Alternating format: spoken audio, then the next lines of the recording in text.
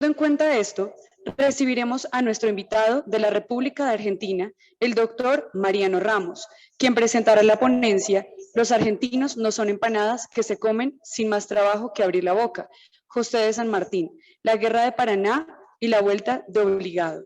El doctor Mariano Ramos es licenciado en Ciencias Antropológicas y Arqueología, postdoctor y doctor de la Facultad de Filosofía y Letras de la Universidad de Buenos Aires, máster en Epistemología e Historia de la Ciencia de la Universidad Nacional de 3 de Febrero y especialista en Epistemología e Historia de la Ciencia de la misma universidad. Actualmente es docente e investigador de la Universidad Nacional de Luján y de posgrado en la Facultad de Filosofía y Letras de la Universidad de Buenos Aires. Asimismo, ha sido docente en múltiples universidades en diversos países, tales como España, Cuba y Brasil. Sus trabajos se enfocan en temas de arqueología histórica, arqueología y género, teoría y epistemología y estudios en tecnología lítica y vítrea. Adelante, profesor.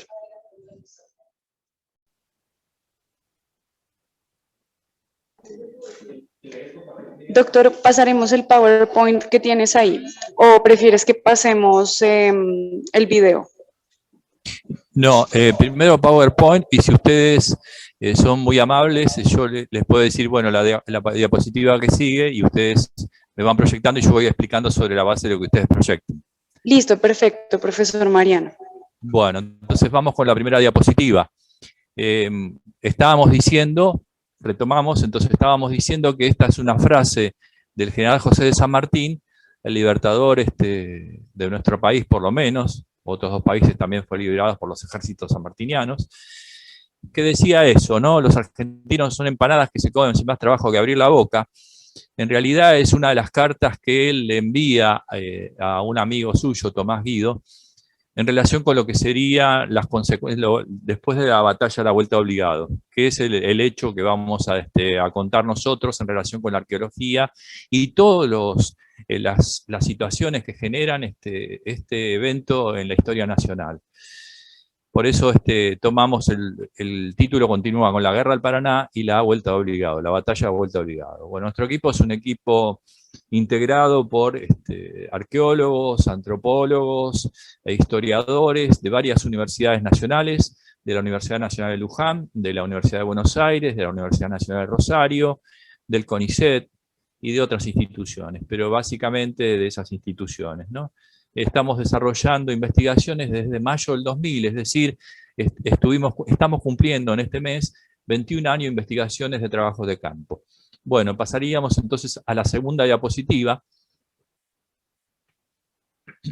Y en la segunda diapositiva, simplemente para ilustrar la exposición, lo que vemos son algunos fragmentos de cartas de San Martín a Tomás Guido, y en una de ellas figura la frase que hemos tomado. Pero San Martín, como héroe nacional, como máximo héroe nacional, se lo han denominado el padre de la patria, también se puso a las órdenes en ese momento, de Juan Manuel de Rosas, que era el que presidía la Confederación Argentina de esa época, de la década de 1840 en este caso, donde se desarrolla la Guerra del Paraná, entre 1845 y 1846, y él compara ese proceso de luchas en contra, en este caso, de Inglaterra y de Francia, dice, en mi opinión, es de tanta trascendencia como la de nuestra emancipación de la España. Entonces, bueno, a partir de un conjunto de cartas, que no vamos a describir acá, pero simplemente eso, tiene una posición muy firme en relación con lo que serían el ataque sufrido, no solamente en Vuelta Obligado, sino también la Guerra del Paraná, o también acerca de otras agresiones, por ejemplo, extranjeras. Bueno, entonces vamos a la tercera diapositiva, y para irlos ubicando a ustedes en contexto, cómo se produce este hecho, esta llamada Guerra del Paraná de 1845 y 1846, que comienza porque es una zona, el Paraná es uno de los ríos más grandes, por lo menos de Sudamérica, y es un río muy caudaloso, muy ancho en algunas zonas, y ya en 1811 Hipólito Vieites, que era uno de los miembros de la Junta Grande, es decir, uno de los primeros, de los llamados primeros gobiernos patrios de lo que después va a ser la República Argentina, él aconseja a la Junta Grande reunida en Buenos Aires la fortificación de las barrancas de la Vuelta Obligado, porque dice que, bueno, si los españoles van a intentar retomar los territorios perdidos a partir de 1810, fortificar esa zona que él considera estratégica va a ser muy bueno para impedir una recuperación de los territorios por parte de las flotas españolas. Pasan algunas décadas, en 1845, Juan Manuel de Rosas, que es el jefe de la Confederación Argentina en ese momento, encarga al general Lucio Mansilla, que va a ser el jefe de las defensas, la fortificación de esas barrancas que había recomendado Hipólito Vieites, ¿no? Entonces, a partir de julio de ese año, se empiezan a fortificar varios lugares, entre ellos las barrancas de la Vuelta Obligado, y también otros lugares como el Tonelero, es en el partido de Ramallo, digamos, es un poquito más al norte, unos kilómetros más al norte del partido de San Pedro, donde se ubica Vuelta Obligado. Esto sería al nordeste de la provincia de Buenos Aires. El arroyo de las Hermanas, las Ramadas, es decir, varios lugares se empiezan a fortificar.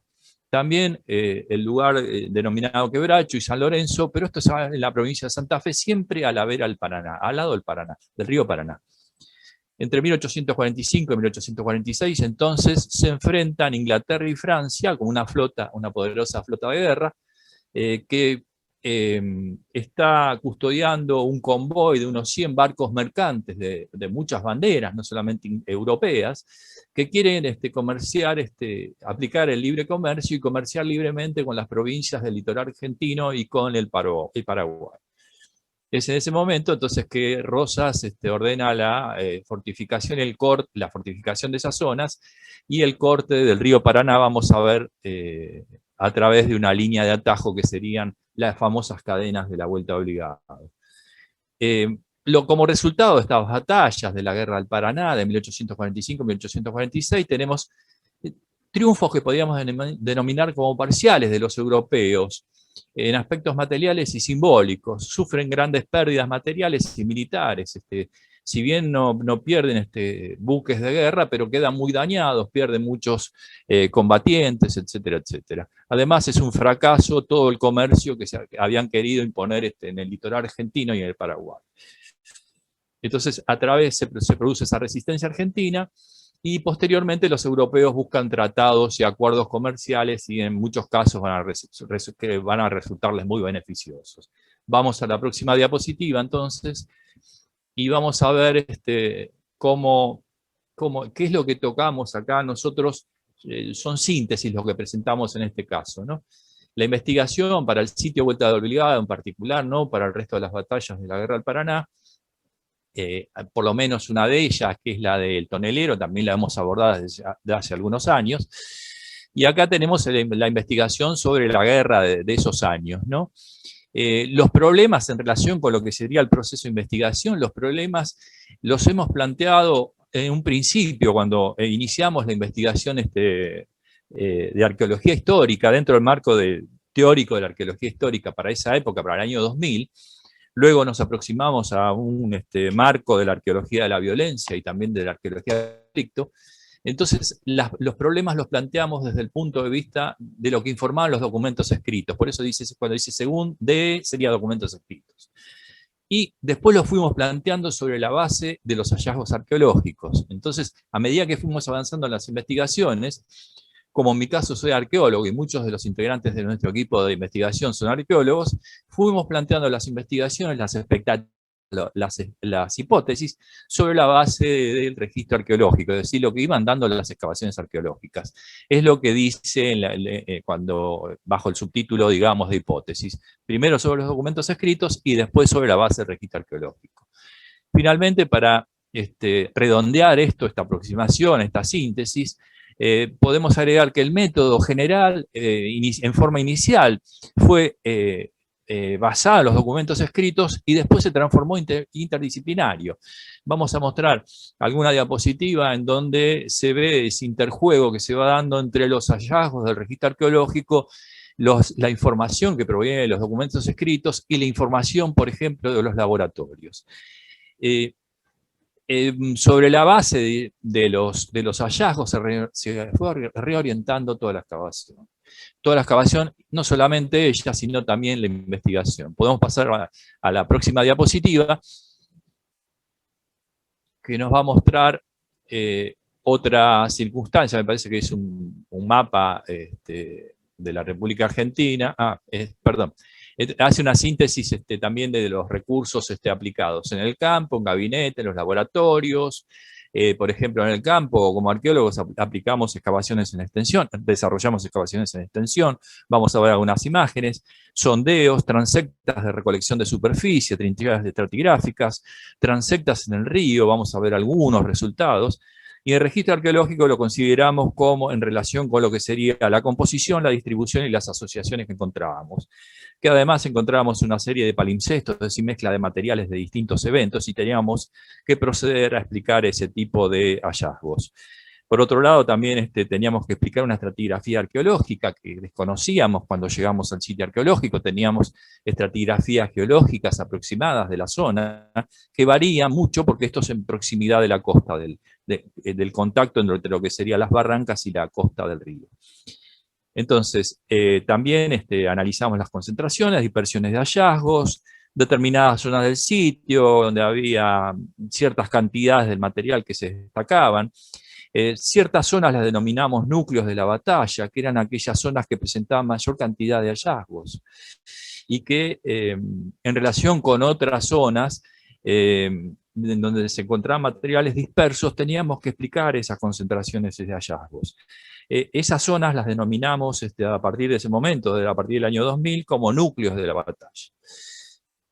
Entonces, los principales núcleos de la batalla que pudimos determinar fueron las áreas de 2 baterías, donde se ubicaban 2 baterías de cañones y un terraplén, que después identificamos como un depósito de municiones. Bueno, si pasamos a la diapositiva que sigue, entonces vamos a seguir con las explicaciones y vamos a ver, bueno, esto simplemente mostrando lo que sería el río Paraná y el área del nordeste de la provincia de Buenos Aires, en donde se ubica el sitio arqueológico de la Vuelta Obligada, donde se indica con esas flechas rojas principalmente. En la mancha inferior, derecha, digamos, hacia el centro abajo, en la parte inferior, bueno, ahí lo que vemos es la ciudad de San Pedro, que está a 18 kilómetros al sur de la localidad de Vuelta Obligado. Y en el mapa mayor, el mapa donde se ubica nuestro país, la Argentina, esa sería la ubicación en el límite de las provincias de Buenos Aires y de Entre Ríos.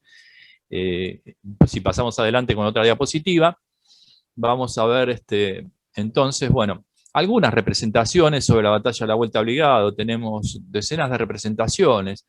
Por supuesto que no son todas confiables. Hay algunas que son exageradas, como cualquier tipo de representación, hechas, algunas como esta, esbozadas más o menos durante el desarrollo de la batalla o posteriormente al desarrollo de la batalla, y otras muy posteriores, pero que tienen diversos errores, ¿no? Y que se encuentran a lo mejor depositados en los museos locales, en algunos museos. Bueno, acá vemos como la flota inglesa y francesa bombardea las baterías están en esas barrancas que ustedes ven, por ejemplo, y se encuentran el río Paraná exactamente cortado por 3 líneas de gruesas cadenas montadas sobre 24 barcos que la sostenían y cruzaban todo el río Paraná. Imagínense en ese lugar el río Paraná con un ancho de unos 800 metros. Los contendientes del lado argentino eran aproximadamente, no hay números exactos, pero aproximadamente entre 2.000, 2.500, quizás un poco más, entre soldados profesionales y milicianos, es decir, vecinos armados. También había indios amigos, un grupo de enfermeras, mujeres que colaboraban en las baterías, con los heridos, etcétera, etcétera. El bando inglés y francés tenía aproximadamente unos 2.000 combatientes, pero eran todos profesionales que se encontraban arriba de los barcos, ¿no? Si pasamos esto sería una representación del lado francés, digamos, de la batalla, ¿no? Ahí tenemos una aproximación al sitio arqueológico. Entonces tenemos las ubicaciones según los mapas con los que contamos, de la primera batería que ustedes ven casi en la parte inferior de la fotografía, la segunda batería, la tercera batería, la cuarta batería de cañones. Después vamos a ver algunas imágenes de eso. el campamento argentino detrás de las líneas, de la primera línea de batalla, y el terraplén que decíamos que después lo identificamos como un lugar de depósito de municiones. También con un circulito que ustedes ven ahí de color naranja y no amarillo, en ese círculo estamos viendo el lugar donde se tomaron las cadenas, el mogote donde se tomaron las cadenas. Y el hospital de campaña se encontraba aproximadamente a 1 kilómetro, 1 kilómetro y pico más hacia el norte. Bueno, si continuamos con la próxima diapositiva, vamos a ver entonces cómo... Bueno, este es un dibujo de una representación de Alejandra Reyes que hizo, digamos, cómo estaría cortado el río Paraná, con las líneas de cadenas, y donde estarían ubicadas los conjuntos de cañones a las baterías. 3 naves o 4, algunos también identifican como 3 naves pequeñas y un bergantín, el llamado republicano, era la fuerza argentina en ese momento, en ese lugar. La flota principal había sido tomada en el sitio en el Río de la Plata, y entonces se encontraban esos barcos solamente de ese lado, y de este lado, digamos, desde el sur, desde la parte inferior de la fotografía, avanzaba la flota inglesa y francesa con unos 11 barcos de guerra y custodiando unos 100 barcos mercantes. Adelante, por favor. Bueno, hay algunas representaciones contemporáneas o posteriores a los barcos, cómo serían los barcos que intervinieron en la batalla de la Vuelta Obligado, y acá se encontrarían algunas representaciones, muchas pinturas de los barcos ingleses y franceses que formaban esa flota. Adelante, por favor. Bueno, este es un documento muy importante que apareció hace varios años y lo encontró la arqueóloga Verónica Helfer, que trabaja con nosotros. Se lo facilitó la arqueóloga Verónica Aldazábal, que trabaja en el Museo de Tigre, el Museo Naval de Tigre, y le facilitó este dibujo que hizo el capitán Sullivan, el capitán de la flota inglesa, que participó de la batalla, y como ustedes ven, esas manchas que tiene son hongos, el papel tiene en la actualidad hongos, desarrolló hongos, y está en el museo, y es todo un dibujo, a partir de un dibujo muy grande, tiene más de 1 metro, por lo menos, de altura y considerable ancho, y se encuentra ubicado en ese museo y va detallando, por lo menos desde las 8 de la mañana hasta la finalización de la batalla, cómo fue la batalla y cómo fueron los movimientos de la flota inglesa y francesa, y qué es lo que pasó con la línea de atajo, con la línea de cadenas que cortaba el río, y después algunas consecuencias de la batalla. Es decir, para nosotros representó, con este documento no contábamos con este documento del año 2000 cuando comenzamos las investigaciones. Por ejemplo, 8 o 10 años después, para nosotros era un documento que puede ser orientativo en la investigación, y los lugares que ustedes ven denominados 1, 2 y 3 serían las ubicaciones de las principales baterías, que vamos a ver las excavaciones arqueológicas en esos lugares, y el 3 sería el lugar del terraplén o el depósito de municiones. Si pasamos a la próxima diapositiva, vamos viendo, también es un plano que hizo también Alejandra Reyes, doctoranda de la Universidad Nacional de Luján, que sobre una tesis doctoral que está pronta a defender, sobre el sitio de Vuelta Obligado y toda la estrategia desarrollada en el lugar y el estudio, principalmente el estudio de los metales hallados. Lo que ustedes ven ahí, entonces, son las superficies de excavación, que son más de 400 metros cuadrados de excavaciones arqueológicas, lo que se representa como pequeños cuadraditos que ustedes ven ahí. La estrella de 8 puntas es el monumento a la soberanía nacional, instalado en el año 2010, después vamos a ver alguna imagen de eso, y se encuentran ubicadas entonces la primera batería, la segunda batería, la tercera batería y el mogote donde se tomaron las cadenas. Esto para situarnos, digamos, en la actualidad. Si seguimos con la diapositiva continua, esto es una aproximación, por ejemplo, a las áreas de excavación de la batería 1 y la batería 2, y abajo, bueno, no los voy a distraer mucho, pero serían, digamos, del estudio que hicimos de lo que sería la estratigrafía arqueológica en el sitio de Vuelta Obligado. Vamos a continuar hacia la otra diapositiva, y vamos a ir viendo cómo se desarrollaron las excavaciones. Estas son fotografías, yo les voy a mostrar algunas fotografías de las excavaciones. Esto es lo que ustedes están viendo ahí en la fotografía esa, son las huellas de poste que cavaron los combatientes que hicieron las defensas de Vuelta Obligado más o menos entre agosto y noviembre de 1845. Esas huellas de poste las hicieron a pala. En esos lugares instalaron postes e instalaron otro tipo de defensas, principalmente de madera y de tierra. Después vamos a ver algunas posibilidades. Entonces lo que encontramos nosotros a partir de las excavaciones arqueológicas, en esta excavación empezada en mayo del año 2000, son maderas quemadas, lo que dice la diapositiva, las huellas de poste, un fogón, una estructura de madera quemada, que estaría ocupada seguramente por un pequeño cañón de poco calibre, y desde el fogón, que sería encendido desde ese fogón que ustedes ven ahí, que queda en los restos, el sedimento termoalterado, ¿no? Hay un escalón en terraplén, es decir, todo esto en la plancha de Tosca, que es un sedimento calcáreo de la zona, fue tallado prácticamente a pala, ¿no? Por los combatientes entre agosto y noviembre de 1845, y ahí se instalaron las defensas. Después vamos a ver un video muy cortito, una animación, para ver aproximadamente cómo funcionó este tipo, digamos, de construcción según lo que nosotros entendemos, y sería la explicación de una expectativa, una hipótesis que nosotros planteamos, pero en la actualidad sostenemos quizás otro tipo, una hipótesis alternativa.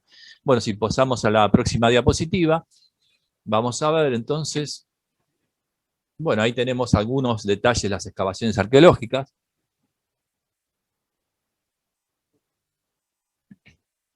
Se ve cómo empiezan a aparecer, si ustedes se fijan en la fotografía inferior izquierda, ustedes ven cómo, como yo les decía recién, entre comillas, tallada la Tosca, ¿no? Ahí en esos lugares donde figuran las reglas que tienen 1 metro de largo, ahí en esos lugares se asentaron los cañones. Se asentaron cañones de determinado calibre. En la fotografía derecha, inferior derecha, hay una chica, Dianela, dentro de un pozo, en realidad de 3 pozos. Pensamos que en ese lugar se instaló un cañón de gran calibre que después vamos a ver en la animación. Y bueno, estos son algunos detalles que se van observando en las excavaciones de la batalla de la Vuelta Obligado, ¿no? Lo que dice ahí la inscripción, postes de empalizadas, maderas quemadas, clavos de sección cuadrangular, etcétera. Todos elementos de la época, ¿no? Si seguimos hacia la diapositiva que sigue, entonces vamos a ver algunos hallazgos. Hay, por supuesto que son miles los hallazgos. En la actualidad podemos decirles que tenemos aproximadamente unos 10.300 hallazgos.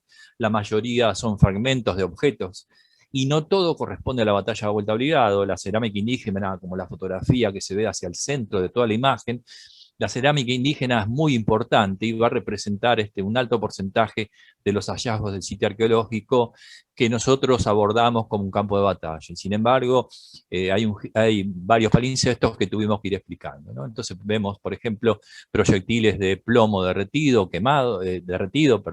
en la fotografía gris de la izquierda, en la parte superior, algunos hallazgos como a la derecha, en la parte superior, vemos un dispositivo que podría ser una bomba explosiva.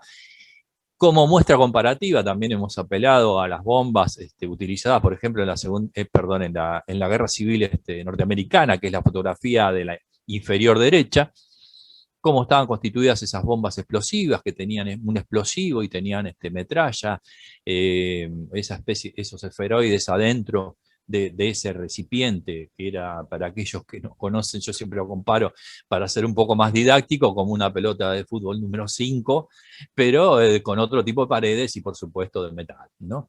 Entonces, bueno, y en la parte inferior, nosotros en la fotografía del centro inferior, debajo de la cerámica y los fragmentos de cerámica, encontramos fragmentos de botellas de bebidas alcohólicas. En este caso son picos de botellas de ginebra, que se encuentran en el área de la segunda batería, por ejemplo, pero también se encuentran en el área de la primera batería.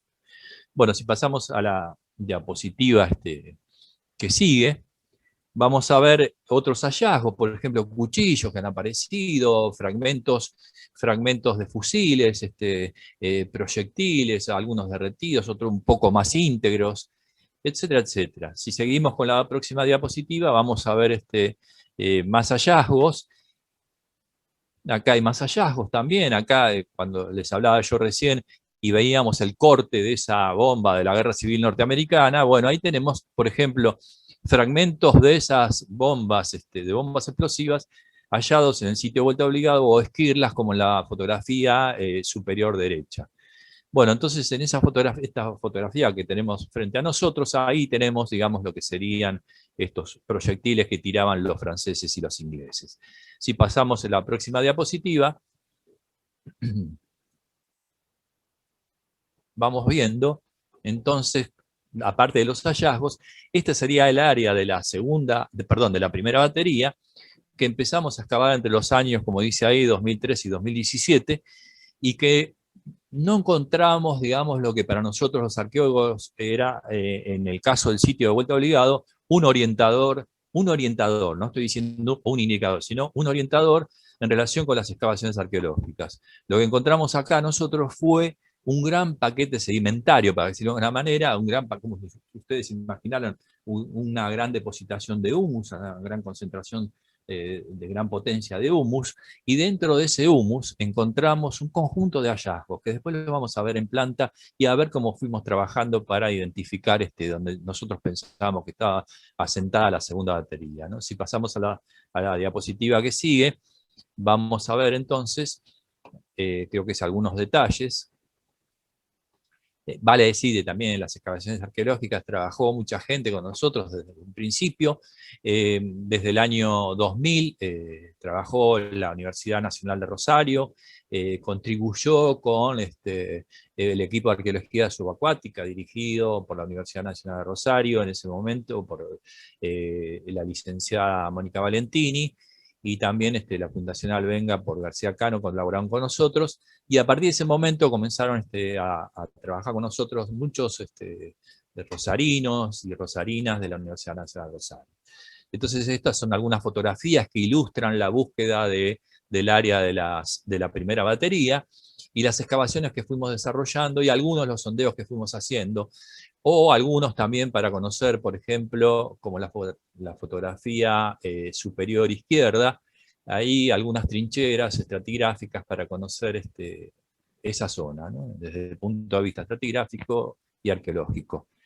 Bueno, podemos seguir adelante. Entonces ustedes van a ver en la fotografía siempre mucha cantidad de gente, ¿no? A mí no me van a dar nunca la fotografía que aparece en las excavaciones, pero van a ver mucha cantidad de gente excavando, es decir, nosotros hemos tenido equipos que oscilan entre los aproximadamente 10 personas hasta las 40 personas trabajando en el sitio, según las temporadas o según las campañas arqueológicas, como las llamamos nosotros, ¿no? Este es un plano donde aparecen algunos hallazgos de distintos conjuntos, clavos, fragmentos de vidrio, cerámica indígena, cerámica criolla europea, maderas también, ¿no? Que después desarrollamos otro tipo de hipótesis en relación con las maderas, ¿no?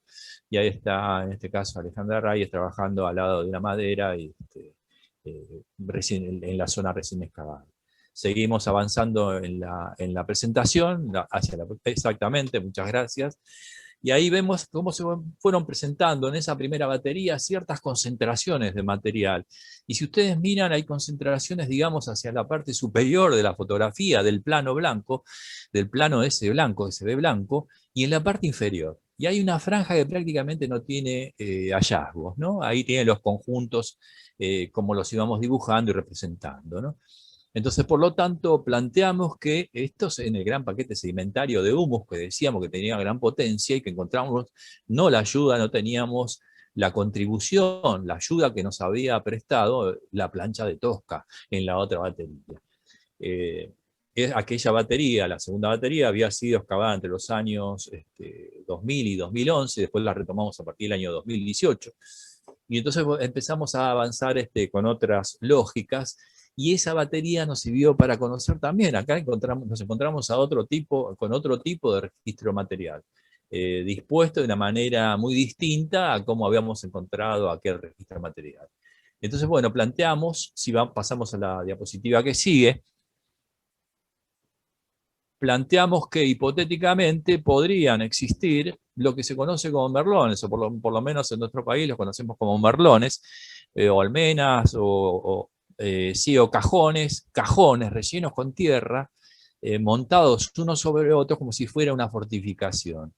Bueno, esa fue la interpretación que sobre la base de presencias y ausencias en la excavación, pudimos aproximadamente hacer ese tipo de interpretación, ¿no?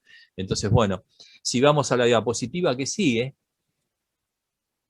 que creo que es un dibujo, claro, de un diario francés, en donde vemos nosotros, en ese dibujo de diario francés, es de enero de 1846, esa fortificación, la batalla de Vuelta Obligado, esa fortificación que ustedes ven ahí delante en la pantalla, nunca existió en Vuelta Obligado una fortificación de ese tipo. Parece un castillo francés o europeo, de algún lugar de Europa, montado en Vuelta Obligado, pero nunca existió un castillo de esa manera. Eso por un lado. Por otro lado, si ustedes se fijan lo que dice ahí la inscripción, dice, los defensores de Vuelta Obligado parecen árabes incluso por su indumentaria, muy distinta a los combatientes argentinos, digamos, ¿no? No eran, los combatientes argentinos no vestían así con turbantes o con ese tipo de indumentaria. Es decir, hay influencias, y después se explica la diapositiva, hay influencias acá que en la expansión europea, pero en este caso la expansión francesa de la década de 1840, que habían invadido Argelia, nos representaban al otro, digamos nosotros incluidos, ¿no? El otro, de ese nosotros francés al otro europeo, nos representaban de esta manera, ¿no? Entonces, fíjense ustedes las representaciones, cuál es el sesgo de las representaciones desde el punto de vista antropológico. Nosotros también somos, por supuesto, somos antropólogos y después arqueólogos. Entonces ahí tenemos una representación muy interesante sobre la batalla de la Vuelta Obligado, también una mirada, como el otro cuadro que veíamos, ¿no? Como el cuadro con la pintura, desde digamos, el bando francés, ¿no? Si pasamos a otra diapositiva, pero lo que nos muestra a nosotros esa diapositiva también es que esos merlones fueron entendidos por esta fuerza, en este caso inglesa, francesa, europea, o en el caso particular del diario, por la fuerza francesa, como si fueran, digamos, a la distancia lo verían como una especie de fortificación de mayor envergadura, ¿no? Bueno, las fotografías que veíamos, las que vemos son imágenes de las excavaciones arqueológicas. Gracias. Gracias por ordenarlas. Son excavaciones arqueológicas comenzadas en abril de 2014, en eso que habíamos visto que era un terraplén en el monte. Y esto por información de los vecinos. Los vecinos nos llevaban al lugar. En un caso, doy el nombre, porque de la señora Marita Patipeda nos llevaba al lugar y decía, a este lugar nos traían cuando éramos chicos y decían que en este lugar había muerto mucha gente. Y etcétera, etcétera. Nosotros en los primeros años nos quedamos con esa duda hasta que empezamos a trabajar en el año 2004 sobre lo que era este terraplén de aproximadamente unos 20 metros de largo por unos 5 metros de ancho y en forma convexa, ¿no? Y bastante desdibujado, como todo terraplén o como todo foso, puede ser en un fortín, en un fuerte que lo tenga, entonces también se desdibujan con el tiempo, ¿no? Esto estaba bastante desdibujado, pero también muy copado por toda la espesura, por el monte que existe en ese lugar, ¿no? Entonces estas son las primeras limpiezas del lugar, y si pasamos a la fotografía que sigue, vamos a ver las actividades que fuimos desarrollando, las excavaciones que fuimos, una síntesis de los años cuando excavamos en este lugar, entre los años 2014 y 2017 sobre todo, y ahí ven algunas tareas de excavación, en una superficie que alcanzó también, que es notable y que después vamos a ver en una diapositiva de las finales, me parece. Si pasamos a la próxima, diapositiva, vamos a ver entonces otro tipo de actividad. Bueno, también buscamos la tercera batería, hasta ahora no dimos con ella. ¿Por qué? Porque la tercera batería se encuentra en un lugar de playa bastante baja, inundable, entonces normalmente cuando llegamos al sitio arqueológico, que vamos en época de otoño para nuestro país, que es más o menos vamos en abril, o si no en época de primavera avanzada, que es en noviembre, por ejemplo, cuando hacemos las campañas arqueológicas, el río está cubriendo la zona de la tercera batería, donde suponemos que estaba la tercera batería. Entonces la búsqueda de la tercera batería también nos lleva algunos años, y sobre todo en los años propicios, cuando no tenemos la posibilidad de que el río avance con el agua sobre la tierra, sobre esa zona de playa, y entonces ahí comenzamos las trincheras para detectar Lo que suponemos, lo que yo supongo también, que sería algo parecido a la segunda batería, las huellas de poste en la tosca, como encontramos en la primera batería, ¿no? Si seguimos adelante, vamos, vamos viendo. Bueno, gracias, muchas gracias por los comentarios. Y vamos viendo que también, a partir del año 2011 hasta el 2017, la doctora Matilde Lanza llevó a cabo una investigación bastante importante sobre el área de campamento argentino, sobre la base de la fotografía, perdón, sobre la base del dibujo realizado por el capitán Sullivan, ese que les mostré al principio, prácticamente, el capitán inglés Sullivan, que hizo un dibujo de la batalla de la Vuelta Obligado, el lugar donde se ubicaban las baterías, el campamento, etcétera, etcétera. Y bueno, sobre la base de ese dibujo, el doctor Fabián Bognani proyectó, hizo una triangulación, hizo una proyección aplicando algunos programas, entonces más o menos pudimos buscar los puntos de coincidencia en la zona costera y del campamento, entonces avanzamos en lo que sería la investigación del campamento argentino de 1845. Me parece, si uno cliquea en la fotografía, me parece que aparecen más imágenes, debe aparecer una flecha, y después el área de campamento se va a ver, ahí se va desplegando, o por lo menos yo lo voy viendo así, el área de prospección, claro, áreas de prospección que tenían 50 metros por 50 metros. Entonces Matilde Lanza y su equipo de investigación trabajaron en el lugar durante varios años tratando de ubicar restos de lo que sería el campamento argentino. Buscando en lo posible los pozos de basura, los pozos de residuos, que nos dieran mayor información arqueológica. Por ahora no hemos dado con esos pozos de basura, estamos hablando de un sitio arqueológico que tiene por lo menos 1 kilómetro de ancho y por lo menos 2 kilómetros de largo sobre la costa, y si abarcamos también el río Paraná, ya tenemos unos 3 kilómetros, o 2 kilómetros, perdón, por 3, o por lo menos 3 de largo, paralelos a la costa, si llegamos hasta el hospital de campaña, ¿no? Así que es un sitio de dimensiones considerables, y que, bueno, sobre el que fuimos desarrollando un método a medida que lo íbamos conociendo, ¿no? Si podemos pasar a la próxima diapositiva, vamos a ver otras instancias, otros hallazgos. Esto sería en las áreas de campamento. Me parece si cliqueas, Daniela, se agregan más imágenes ahí a esta diapositiva. Son los hallazgos, claro, exactamente.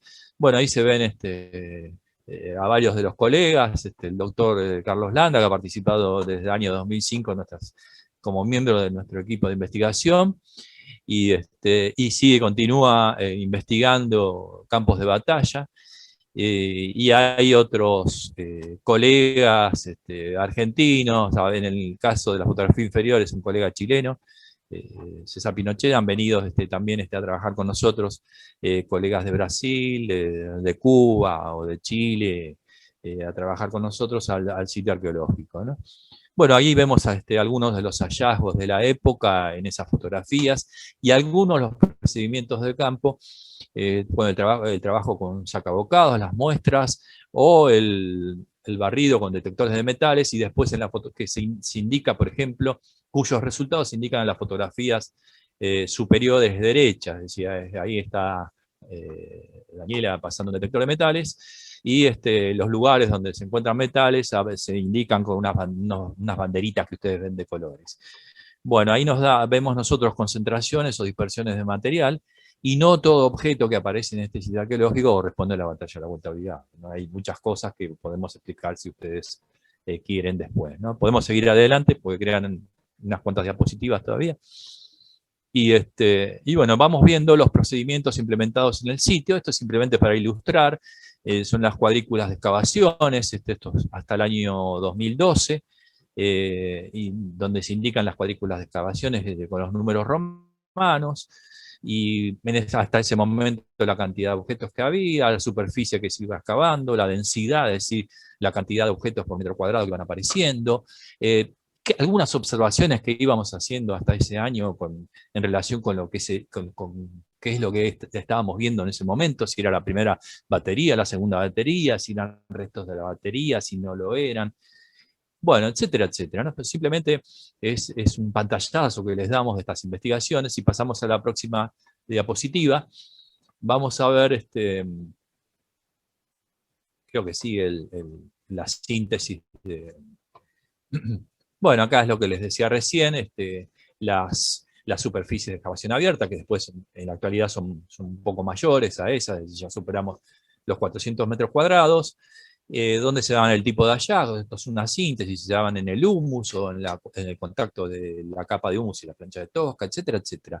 Cómo se distribuían, es decir, para aquellos que no son de arqueología, cómo aparecían los objetos y en qué lugares se distribuían, si aparecían en un lugar, si aparecían en otro, en relación con una capa de natural o una capa antrópica. Y también en relación con lo que eran las expectativas que manteníamos y los argumentos de las hipótesis que nosotros considerábamos. Bueno, es decir, las investigaciones de campo nos sirvieron para evaluar ese tipo de hipótesis o expectativas que llevábamos cuando empezamos a trabajar en el sitio arqueológico, ¿no? Podemos pasar a la diapositiva que sigue. Y acá vemos los resultados de un trabajo que hicimos recientemente con Alejandra Reyes, que nos muestra los porcentajes de registro arqueológico en todo el sitio, con cortes. Es decir, acá hay cortes cada 5 años, es decir, en el año 2000, 2005, 2010, 2015 y 2020. Es reciente esto. Creo que se va a publicar en la Universidad Nacional Rosario, en el anuario, si no me equivoco. Y ahí vemos la representación de cada conjunto hallado en los trabajos de campo. Al principio, por ejemplo, ustedes pueden ver en verde el metal representaba más o menos 1/3 de los hallazgos del sitio. Después fue en el segundo corte, por ejemplo, tienen que representa el 17%, del 34% pasa al 17%, es decir, baja mucho la representación y así. Hay cosas que se van manteniendo, pero el metal, más o menos, la cerámica indígena, que es muy importante en el sitio, el vidrio, el metal, la cerámica indígena, etc. Y entonces podemos decir que, por ejemplo, el metal o el vidrio o la cerámica indígena más o menos tiene una representación que oscila entre 1/4 y 1/5 de los hallazgos del sitio vuelta obligada. Nosotros trabajamos con detectores de metales, pero muy raramente, y también con magnetómetros o geomagnetómetros lo hemos hecho, y en el caso, por ejemplo, de las huellas de poste, si hubiéramos trabajado con detectores de metales, no hubiéramos detectado las huellas de poste, no hubiéramos detectado otro tipo de hallazgos como la cerámica indígena o el vidrio y otro tipo de hallazgos, ¿no? Entonces lo usamos para, en algunos casos, como que nos puede orientar a detectar determinadas zonas de un sitio, por ejemplo, ¿no? Entonces, bueno, ahí tienen las representaciones y los cortes desde el año 2000 y las representaciones de cada conjunto. Si seguimos con otra diapositiva, esto es simplemente para ilustrar algo, ¿no? Bueno, esto es un hallazgo muy importante que nosotros no teníamos entre los objetivos que planteamos cuando iniciamos las investigaciones del sitio arqueológico en el año 2000. Y el año pasado, en agosto de 2020, por intermedio de un pescador que dijo que había encontrado las cadenas, ¿no? Siempre aparecen cosas sueltas a veces, fuera de contexto. Bueno, vamos a revisar un poquito este tema que fue importante a nivel nacional y vamos a ver algunas repercusiones de este tipo de hallazgos, ¿no? Si seguimos con la próxima diapositiva, vemos que, bueno, las cadenas, esta es una representación argentina de mediados del siglo XX, es decir, más o menos 100 años, 110 años después de la batalla, y que se encuentra en el Museo Comandancia de Rosas, en Santos Lugares, en una localidad de Gran Buenos Aires. Y ahí más o menos se ve, para ilustrar, digamos, cómo estaban tomadas del mogote las cadenas que cortaban el río en vuelta obligado, y ahí se ven los barcos argentinos detrás de la línea de cadenas, a la izquierda, digamos, de la línea de cadenas y de barcos, y los barcos ingleses y franceses de guerra atacando desde el lado derecho, ¿no? Ahí vemos 3 acorazados. Los ingleses y franceses habían llevado a la batalla vuelta obligado una tecnología de guerra de primera generación, y en ese momento son 3 acorazados atacando las defensas argentinas, aparte de otros navíos a vela, ¿no?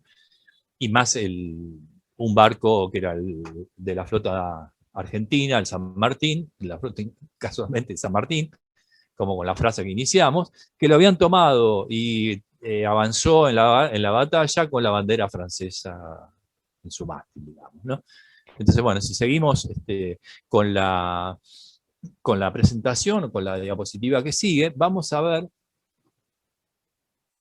si cliqueamos acá, si vamos cliqueando de a poquito, vamos a ver, gracias, cómo nosotros vamos planteando un problema, y en el caso el problema de las cadenas, es decir, aparece un objeto que son las cadenas. Bueno, ¿cómo explicamos estas cadenas?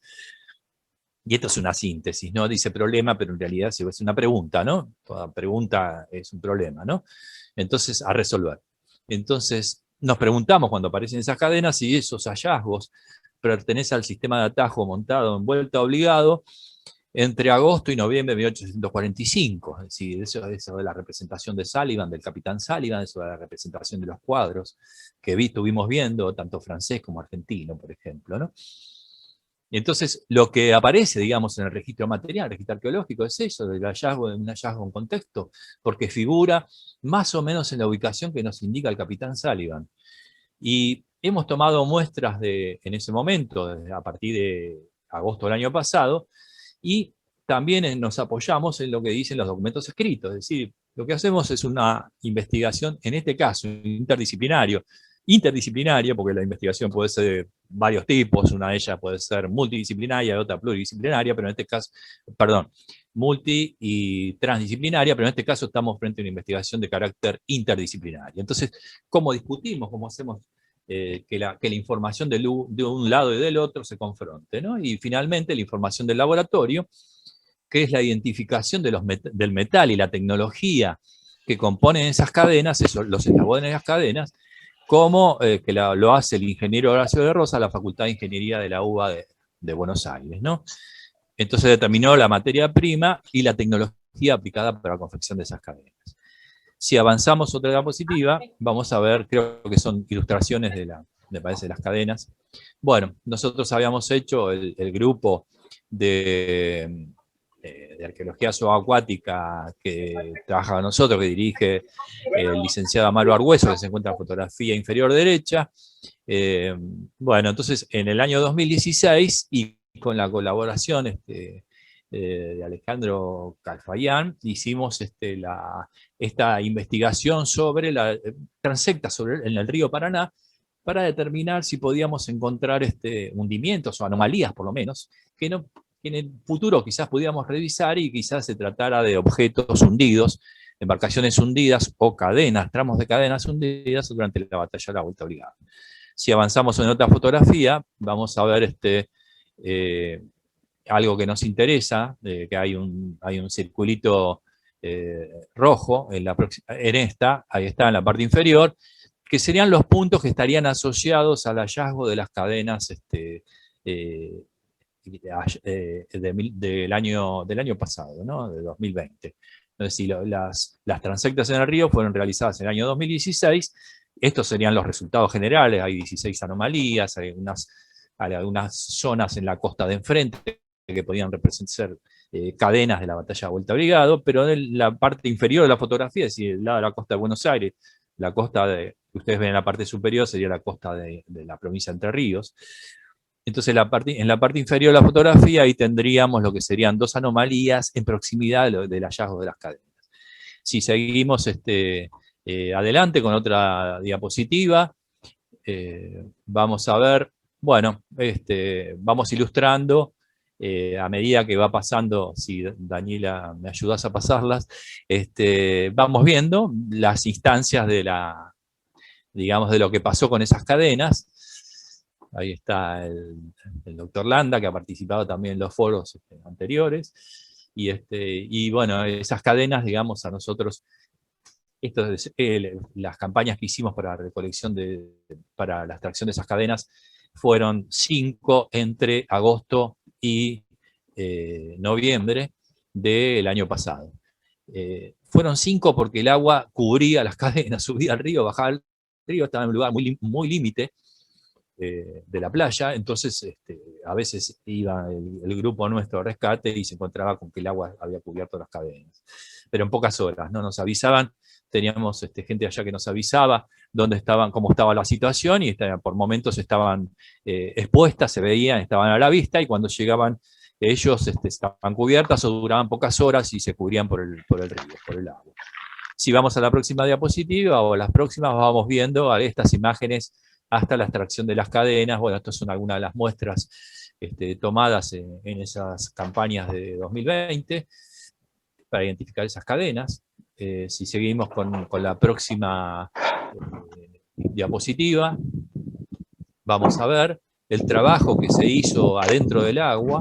Ya esto es entre el 5 y el 7 de noviembre de 2020. Fíjense que la gente está trabajando, acá contamos con la colaboración del equipo de trabajo de la Municipalidad de San Pedro, y parte de nuestro equipo, Carolina Leiva, los hermanos Gómez. Y vamos a la próxima diapositiva. Vamos a ver cómo se trajeron la cadena. Además, esto como hecho simbólico también, porque la gente... no importa, esperamos que se abra de nuevo. Sí, sí. Bueno, como hecho simbólico también fue muy importante y es muy importante, y vamos a ver cómo repercutió esto, porque la gente también se fue acercando al hallazgo cuando veía que los miembros del equipo de arqueología y la gente de la municipalidad trabajaba en el lugar, cómo se acercaron al lugar y rodearon a la gente que estaba trabajando, y empezó como esto tenía connotaciones simbólicas muy importantes, y de hecho que las tiene, al final vamos a sintetizarlas.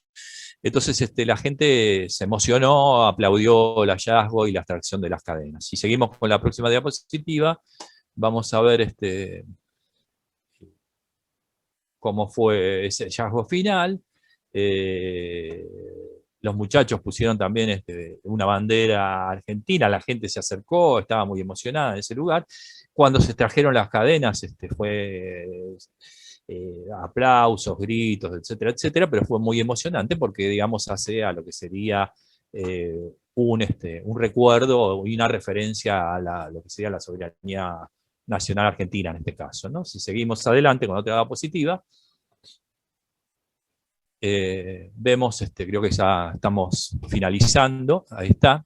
Bueno, cuando y tienen se ve a las personas a la derecha, en la fotografía de la derecha arriba, cómo están aplaudiendo, la prefectura también, y la gente estaba muy emocionada por la extracción de las cadenas, ¿no?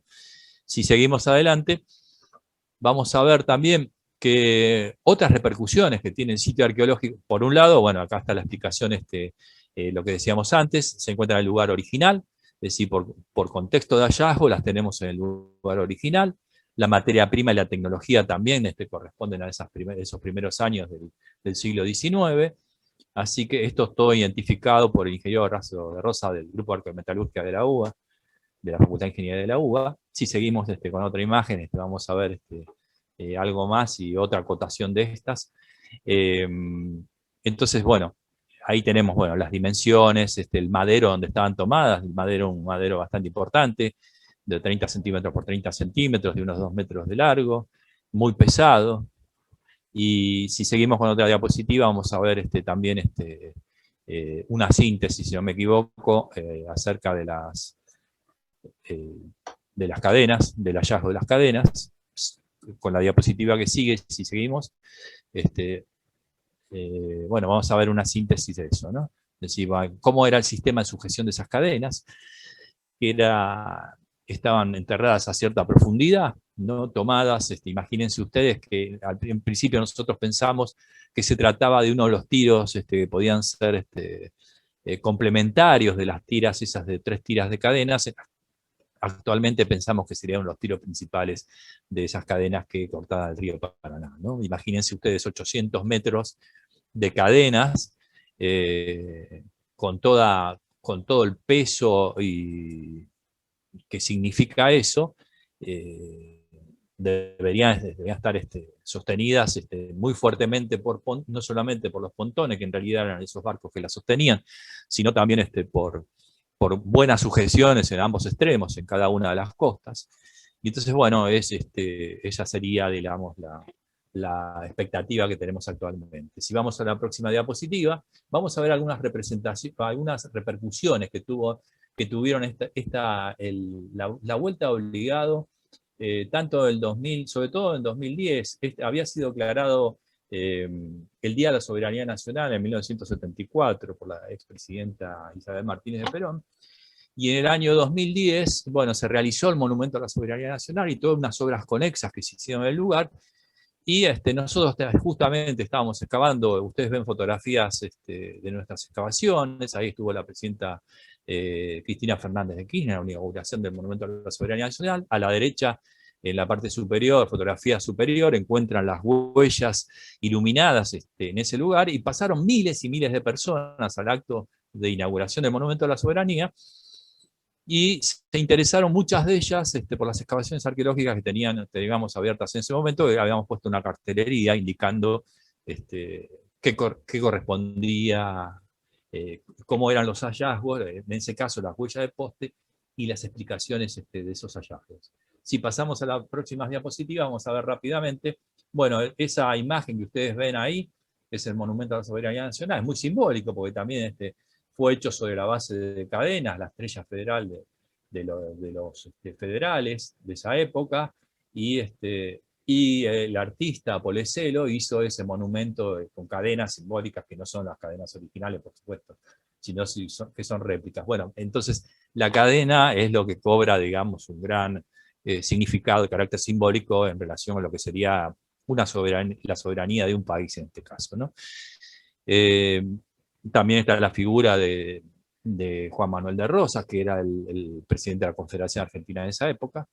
Y acá, bueno, acá me tocó explicarle al presidente de la Nación, es decir, a los representantes del Estado Nacional, el Estado Provincial y el Estado Municipal, el hallazgo de las cadenas que ustedes vieron ahí en Vuelta Obligado, y se encuentran en el Museo de Vuelta Obligado, ¿no? Tiene un pequeño museo de Vuelta Obligado con las colecciones de las excavaciones arqueológicas o elementos que fueron encontrando los vecinos durante más de un siglo, ¿no? Ahí ven parte de nuestro equipo arqueológico en la fotografía inferior. Acá ven también las explicaciones, o como se interesaban las autoridades de ese momento, el año pasado. Esto es reciente, bastante reciente, cómo se interesaban las autoridades nacionales o provinciales o los ministros por el hallazgo tan simbólico de las cadenas. Y me parece que queda alguna diapositiva más, que debe ser alguna síntesis sobre las cadenas. Vale la pena destacar que, si no me equivoco, debe ser si no es el único sitio arqueológico visitado por 2 presidentes de la Nación. Puede ser. Y acá es como nosotros, el arquitecto Javier Pérez Díez diseñó un monumento recordatorio del hallazgo de las cadenas. También pensamos en poner una baliza en el lugar. Estamos pensando, bueno, cuando mejoremos todos y superemos la pandemia, quizás volvamos a tener una vida más normal y volvamos a hacer excavaciones arqueológicas y tal vez hacer este tipo de recordatorios que significan un hecho muy importante para la memoria, ¿no? Bueno, algunas reflexiones para finalizar. Bueno, en relación con las investigaciones, tenemos un mejor conocimiento del evento y todo el proceso bélico, principalmente sobre la base de las excavaciones arqueológicas que desarrollamos desde el año 2000, es decir, más de 20 años. Los casos de la batalla de la Vuelta Obligada, de la Guerra del Paraná, en síntesis, están atravesados todos por contextos sociales, políticos, históricos y económicos, desde el pasado hasta el presente. La Vuelta de Obligado, bueno, nos ha servido a nosotros como arqueólogos para desarrollar procedimientos, un método de excavación en distintos lugares del sitio y evaluar esos procedimientos puestos en juego. Acá dice con alcance epistemológicos, técnicas de campo, evaluación y ajuste también, ¿no? Alcance epistemológico en relación con lo que serían los procedimientos de excavación, o por ejemplo, en lo que decíamos con el planteo del problema y la posibilidad de resolver ese problema, esa pregunta, a partir de un conjunto de fuentes de información distintas. Registro arqueológico, documentos escritos y, en el caso de las cadenas, los datos laboratorios. Bueno, perspectivas en relación con la construcción de la memoria, etcétera, etcétera. Y bueno, esto es en síntesis. Y lo que hay que destacar también el caso de la arqueología pública, porque nosotros hemos trabajado en estos más de 20 años ya dentro de una comunidad criolla, y hemos tenido relaciones también con la comunidad indígena local, a la que entregamos la cerámica y los hallazgos indígenas, que son aproximadamente en la actualidad aproximadamente un cuarto, como ustedes veían las representaciones de torta, ¿no? Por ejemplo, ¿no? Y hemos desarrollado, bueno, otra línea que muy interesante de carácter antropológico y con los hermanos de las comunidades indígenas locales. He botado 3 veces la basura hoy, ¿yo? Nada más, y bueno, si me quieren preguntar algo, agradezco mucho y gracias por la colaboración al pasarme las diapositivas, y bueno, les agradezco mucho. Daniela creo que pasó las diapositivas, y bueno, si me quieren hacer alguna pregunta, bueno, acá estamos.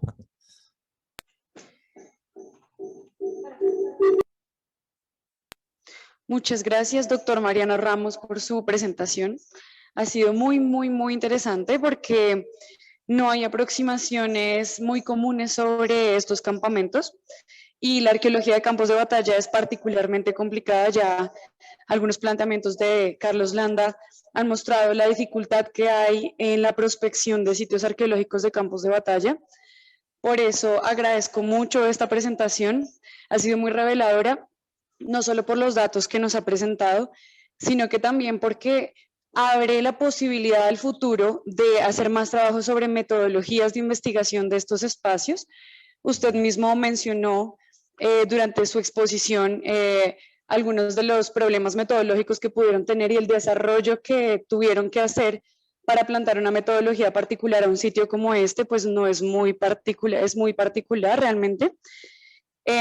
Aquí dentro de este espacio han surgido algunas preguntas, y otra pregunta muy puntual que se dio dentro del panel de virtual.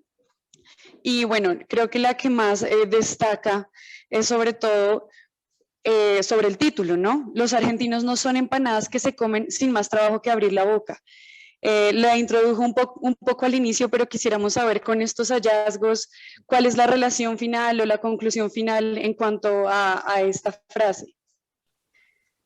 Bueno, sí, esa es una frase famosa, o por lo menos que hemos destacado ahí, que San Martín menciona en sus cartas a Tomás Guido como consecuencia de la batalla de la Vuelta Obligado y la resistencia argentina frente a un avance que desde mi punto de vista es un avance de los imperios de turno, en este caso Inglaterra y Francia, que quieren conquistar por la fuerza los mercados locales, si quieren imponer su propia ley.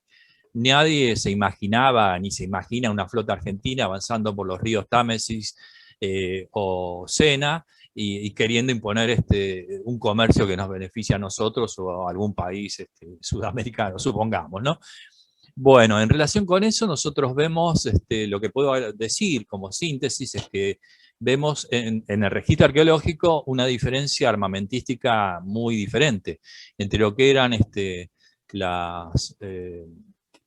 las posibilidades que contaban los argentinos, que tenemos documentos en donde nos reflejan, nos dan cuenta, digamos, del tipo de armamento que utilizaban, el tipo de municiones, de cañones y de municiones, de calibres de los cañones, de las municiones, y los resultados que nos da el registro arqueológico, es decir, las bombas que estallaron en la costa argentina y que, bueno, yo les mostraba, ¿no? Es decir, esa tecnología estaba muy, muy distante digamos, de lo que contaban, con lo que contaban los ingleses y los franceses. Sin embargo, se produce esa reacción argentina, esa resistencia argentina, y de ahí el hecho que San Martín diga, bueno, si nos quieren invadir nuevamente, como él entiende que es una gesta similar a la de haber enfrentado a España en las primeras décadas del siglo XIX, bueno, los argentinos no somos empanadas que se comen con solo abrir la boca, digamos.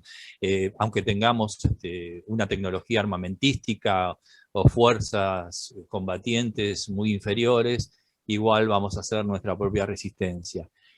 La guerra del Paraná es una continuidad de las guerras entabladas por nuestro país, o lo que después va a ser nuestro país, por ejemplo, es una continuidad de lo que fueron las invasiones inglesas de 1806-1807 a nuestro país, al Río de la Plata en ese momento. Es una continuidad también de lo que pasó en 1833 en Malvinas, y Malvinas es una continuidad de las guerras donde nosotros no hemos elegido ese tipo de enemigos, es decir, nosotros no dijimos de entrada, bueno, elegimos a Inglaterra como enemigo, sino que fuimos objeto de invasiones desde hace más de 200 años, ¿no? Entonces, bueno, digamos, la frase en San Martín se vincula con todo ese tipo de situaciones que se van dando, ¿no? Es decir, bueno, y es una frase que yo lo puse porque la